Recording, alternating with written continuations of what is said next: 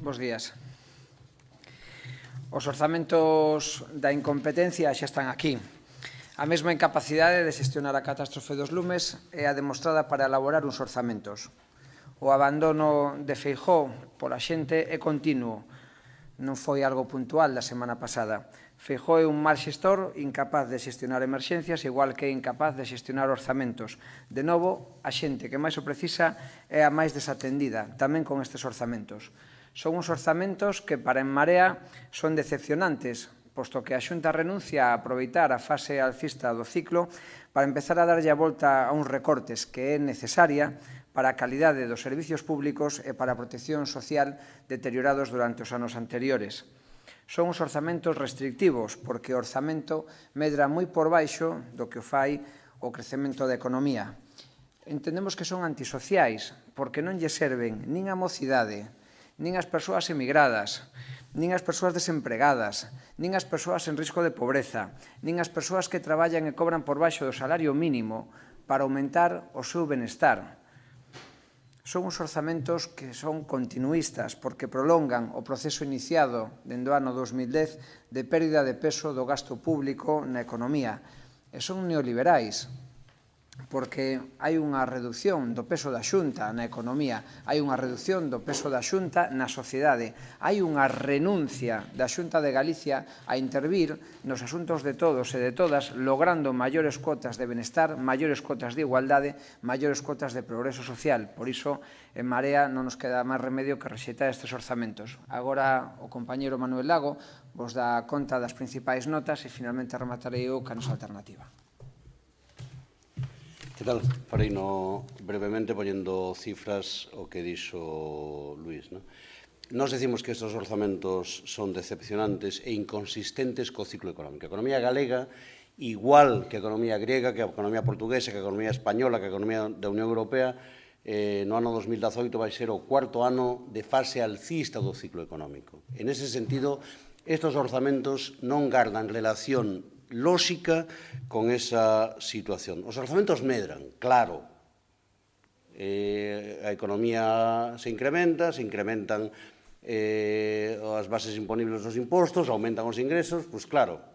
O sea, presumir que logo de 4 anos de fase alcista e de 7 anos de recesión se incrementan os orzamentos, pois non ten ningún sentido. A cuestión é cuánto, e como, e para quen.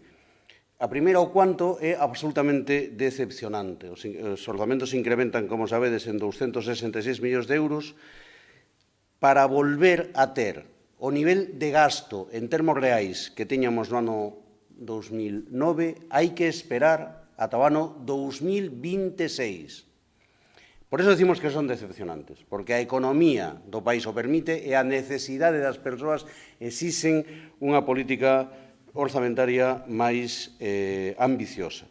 En segundo lugar, son restrictivos. Por que o son? Porque o PIB en Galicia, en termos nominais, tendo en conta a variación real do PIB e a inflación, está medrando un 5%. E, sin embargo, os orzamentos se van a incrementar o 2,9%, case a metade do que crece a economía.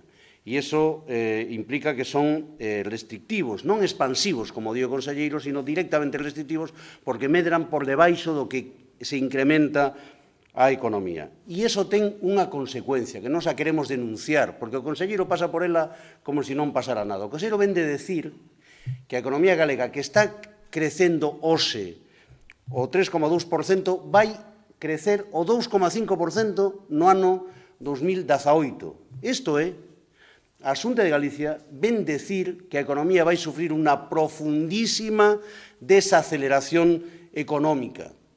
2 décimas por Cataluña, pero outras 5 décimas é polo fracaso do modelo de crecemento económico, pola falta de consistencia na recuperación. Luís Villares o decía, son orzamentos antisociais. Que medida hai neste orzamento para as 204.000 persoas desempregadas que temos no noso país? Que se di para as 700.000 que están en risco de pobreza ou exclusión social? Que poden ver aquí os 300.000 asalariados e asalariadas que non ingresan o salario mínimo interprofesional? Nada.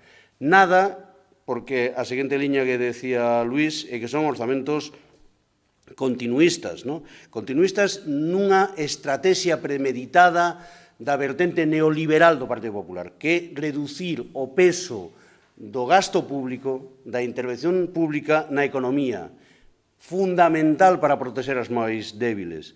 No ano 2009, o gasto da Xunta de Galicia equivalía casi ao 20% do PIB.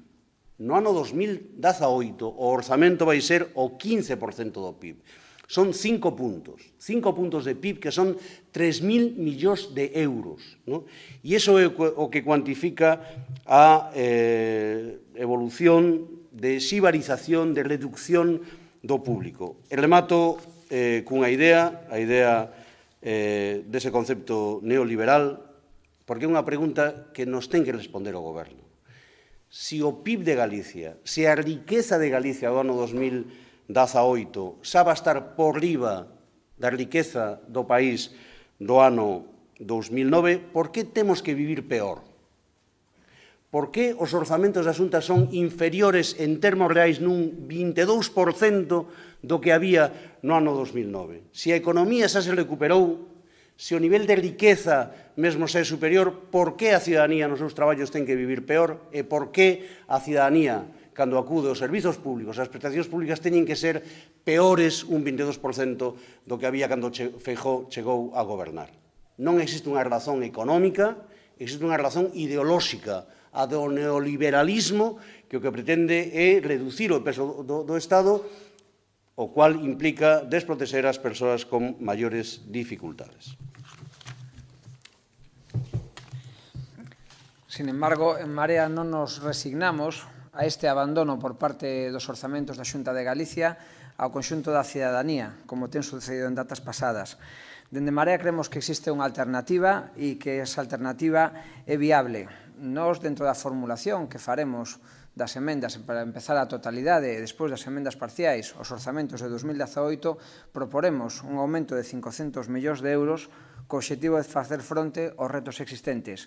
Un apuntamento, xa o ano pasado, nos dixemos que os orzamentos tiñan que ser maiores e explicamos por qué, e finalmente veo incluso a propia vicepresidenta do Goberno a darlle a razón en Marea en contra das contas feitas por Valeriano Martínez.